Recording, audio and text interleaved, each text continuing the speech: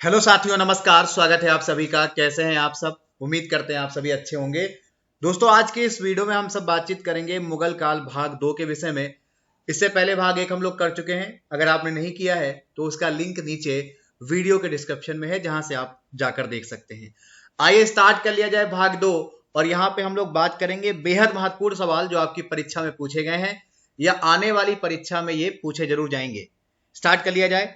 सवाल नंबर 1 आपके समक्ष प्रस्तुत होगा।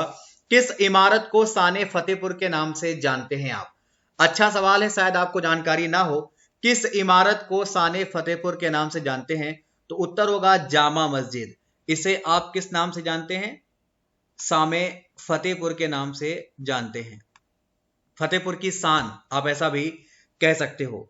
फतेहपुर सीकरी महल का अगर हम इसके विषय में बात करेंगे तो फतेहपुर सीकरी का महल मुगल सम्राट अकबर के द्वारा 1571 से लेकर 1585 तक में बनवाया गया था। समझ गए? इस मस्जिद के विषय में और जान लें तो इस मस्जिद को शुक्रवार मस्जिद के नाम से भी जाना जाता है। यह आपको जानकारी होना चाहिए। अगला सवाल है, वह प्रसिद्ध जैन विद्वान कौन था जिसका अकबर बहुत सम्मान करता था? वह प्रसिद्ध जैन विद्वान कौन था जिसका अकबर बहुत सम्मान करता था? तो नाम होगा हरविजय।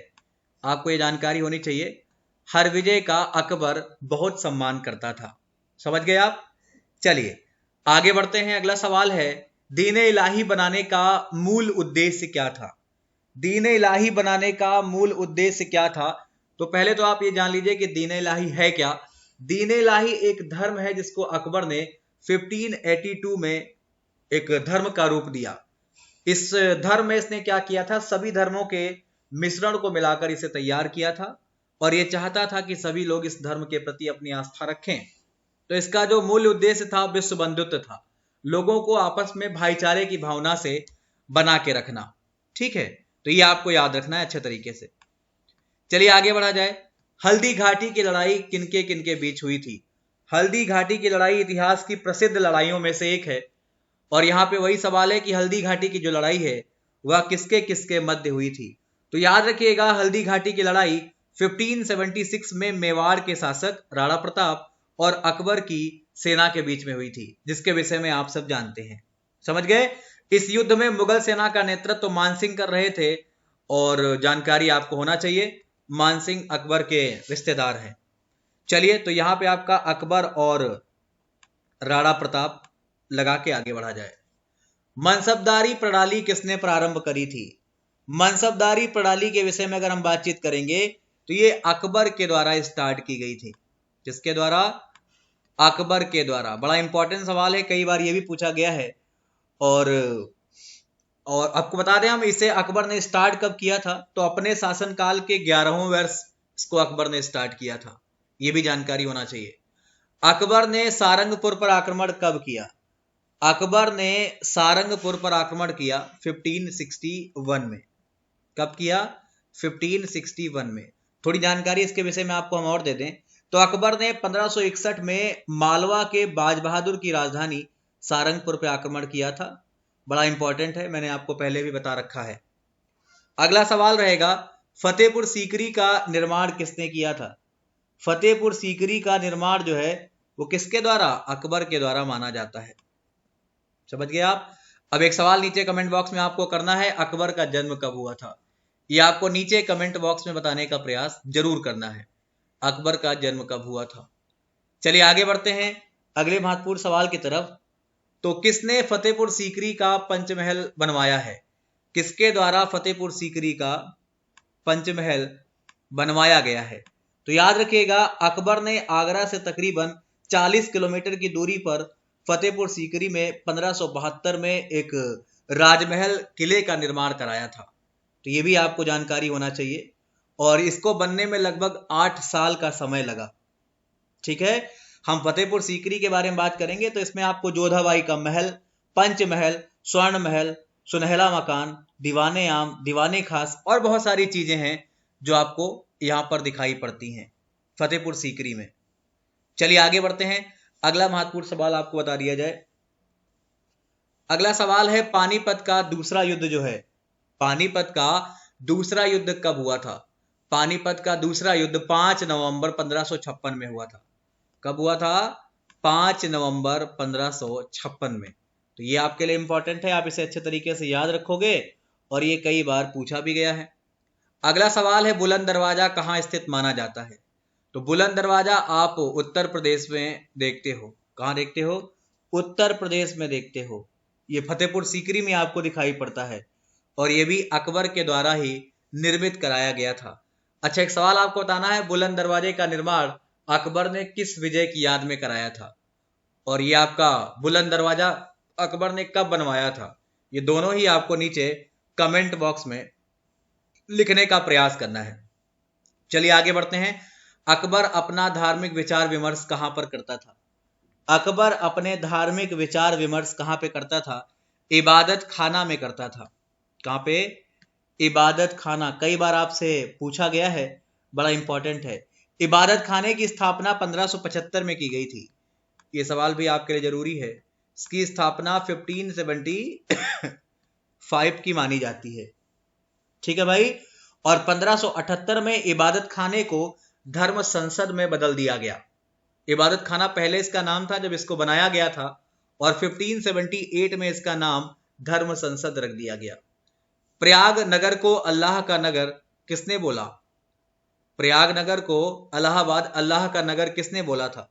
उत्तर होगा अकबर के द्वारा बोला गया था। ये जो इलाहाबाद है, इलाहाबाद को अल्लाह का नगर अकबर ने ही कहा था। अकबर के आरंभिक दिनों में उसका रीजेंट कौन था? अंगरक्षक कौन था? ये आपके लिए सवाल रहेगा, बड़ा इंपॉर्टेंट है। तो अकबर के शुरुआती दिनों में अकबर का जो अंगरक्षक था वो बैरम खां था। बैरम खां ने ही इसको ठीक तरीके से शासन करना सिखाया। समझ गए? तो 1556 से लेकर 1560 तक ये वास्तविक रूप से इसके संरक्षक के रूप में रहे। अकबर ने रणथंभौर पर अधिकार कब किया? अकबर ने रणथंभौर पर अधिकार कब किया? तो पूरी तरीके से जो अधिकार है वो 1569 में किया। कब किया? 1569 में। एक सवाल आपको बताना है, एक रणथंभौर राष्ट्रीय उद्यान है जो आपको कहां दिखाई पड़ता है? ये नीचे कमेंट बॉक्स में जरूर लिखें आप सब। ठीक है, आइए आगे बढ़ेंगे। तो हल्दी घाटी का युद्ध किस वर्ष में हुआ था? हल्दी घाटी का जो युद्ध है वह कब हुआ था? तो हल्दी घाटी का युद्ध 1576 में हुआ। इसके विषय में मैंने अभी थोड़ी देर पहले आपको बता रखा है। 18 जून 1576 के आसपास मानी जाती है घटना। अगला सवाल है, जब्ती प्रणाली के अंतर्गत वास्तविक उत्पादन का कितना अंश राज्य की मांग के रूप में निर्धारित किया गया था? तो आप याद रखिएगा, 1/3 1/3 निर्धारित किया गया था। ये जानकारी आपको रखना पड़ेगा। समझ गए हैं आप? तो आपको बता दें, अकबर ने अपने शासनकाल के 24वें वर्ष तकरीबन 1580 में आईने दहसाला नामक एक नई प्रणाली का प्रारंभ किया। समझ गए? मुगल राजस्व व्यवस्था की स्थायी स्वरूप प्रदान करने का काम यही करती है। नेक्स्ट, खानवा का युद्ध किस वर्ष हुआ था? तो आपका जो खानवा का युद्ध है वो 1527 में माना जाता है, 1527 में माना जाता है। ये भी आपको अच्छे से याद रखना है, भूलना नहीं है, बहुत ज्यादा इंपॉर्टेंट रहेगा। टोडरमल किस मुगल शासक के प्रसिद्ध राजस्व मंत्री थे? तो टोडरमल ने अकबर के दरबार में काम किया है और इससे पहले ये शेरशाह सूरी के दरबार में भी काम कर चुके हैं। तो ये पॉइंट भी आपके लिए जरूरी है। अकबर के दरबार में सबसे प्रसिद्ध संगीतकार तानसेन का मूल नाम क्या था? तानसेन के विषय में बात कर रहा है। तानसेन का मूल नाम क्या था? तो जान लीजिएगा, इनका मूल नाम था रामतनु पांडे। क्या नाम था? रामतनु पांडे। ये जानकारी आपके पास होनी चाहिए। ठीक है भैया। और इनके पिता का नाम था मुकुंद पांडे। इनका गांव मध्य प्रदेश ग्वालियर माना जाता है, जो आपको याद रखना है। अगला सवाल रहेगा, दीन इलाही नामक नया धर्म किस मुगल शासक के द्वारा चलाया गया था? दीन इलाही नामक नया धर्म अकबर के द्वारा चलाया गया था, जिसके विषय में हम आपको पिछली स्लाइड में भी बता चुके हैं। तो ये चीजें आपको दिमाग में अच्छे से सेट करके रहनी है, भूलना नहीं है। चलिए अगला सवाल है, घाघरा का युद्ध किस वर्ष में हुआ था? घाघरा का जो युद्ध है वह किस वर्ष में हुआ था? याद रखिएगा, घाघरा का युद्ध 1529 में हुआ था, जो बाबर का अंतिम युद्ध माना जाता है और इसको बाबर जीत लेता है। समझ गए आप? चलिए अगला सवाल रहेगा, अकबर के एकमात्र किस दरबारी ने दीन इलाही को स्वीकार किया? अकबर के किस एकमात्र दीने मतलब दरबारी ने दीने इलाही को स्वीकार किया? तो याद रखिएगा महेश दास यानी कि बीरबल। क्या नाम होगा? महेश दास अर्थात बीरबल ने इसे स्वीकार किया। ये आपको ध्यान में रखना है ठीक तरीके से, समझ गए? चलो इनके विषय में जान लिया जाए। तो ये जो आपके बीरबल हैं वो मुगल बादशाह अकबर के दरबार में प्रमुख वजीर और अकबर के नौरत्नों में से एक माने जाते हैं। तो ये आपके लिए जरूरी सवाल है। अगला सवाल रहेगा महाभारत का फारसी अनुवाद क्या है? महाभारत का फारसी में अनुवाद जो किया गया उसका नाम बताना है आपको। तो इसे रजमनामा कहा जाता है अर्थात जंग की किताब। समझ गए आप? ये बहुत बढ़िया सवाल है, आप इसे भी याद रखें। अगला है अकबर ने दहसाला प्रथा कब शुरू करी? अकबर के द्वारा दहसाला प्रथा कब स्टार्ट की गई? उत्तर होगा 1580 में, 1580 में अकबर ने दहसाला प्रथा स्टार्ट करी। तो ये चीज भी आपके लिए इंपॉर्टेंट है और ये चीज भी आपको जानकारी में होना चाहिए। चलिए आगे बढ़ते हैं। अकबर का मकबरा कहाँ स्थित है? तो अकबर का मकबरा सिकंदरा उत्तर प्रदेश आप लोग मानते हैं। कहाँ मानते हैं? सिकंदरा उत्तर प्रदेश मानते हैं। तो ये आपके लिए बहुत ज्यादा जरूरी रहेगा, आप इसे मन से याद रखें। आगे बढ़ेंगे, कुछ और इंपॉर्टेंट पॉइंट की बात करेंगे। हमने 50 सवाल कंप्लीट कर लिए हैं भाग 1 और भाग 2 में। भाग 1 का लिंक नीचे है, भाग 2 आप सुन रहे थे, भाग 3 आपको जल्द मिलने वाला है। कुछ और महत्वपूर्ण बातें कर लें। अगर आप ये सारे टॉपिक डिटेल में करना चाहते हैं या पढ़ना चाहते हैं तो उसके लिए आप मुझे अनअकैडमी पर फॉलो कर सकते हैं। लिंक नीचे वीडियो के डिस्क्रिप्शन में दिया गया है। वहां पर अगर आप प्लस ज्वाइन करते हैं मेरा कोड यूज करके दीपक सिंह YT10, तो आपको ये सारे टॉपिक डिटेल में पढ़ने को मिलते हैं। वहां पर आप मेरी फ्री क्लास भी कर सकते हैं जिसकी टाइमिंग 8 PM है। वहां पर आपको मेरा फ्री कोड यूज करना होगा दीपक सिंह YT10 और आप मेरी फ्री क्लास भी कर पाएंगे। और सबसे इंपॉर्टेंट बात यह है कि वहां पर आप बहुत सारे बैच ज्वाइन कर सकते हैं जो आपके सारे विषय एक साथ कवर करते हैं। वहां पर आपको डाउट पूछने का भी अधिकार है, अपने डाउट भी आप पूछ सकते हैं और चीजों को अच्छे से समझ सकते हैं। ये आपके प्लस के चार्ज है। अगर आप 24 मंथ का प्लस एक साथ लेते हैं तो मात्र 150 रुपए पर मंथ के हिसाब से ही पे करना है।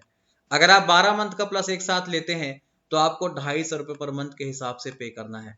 तो इस तरीके से आप अपनी तैयारी को अच्छा कर सकते हैं और अपने सिलेक्शन को सुनिश्चित कर सकते हैं। फिलहाल के लिए हम इतना ही रखेंगे, मुलाकात करेंगे बहुत जल्द एक नए वीडियो के साथ। धन्यवाद।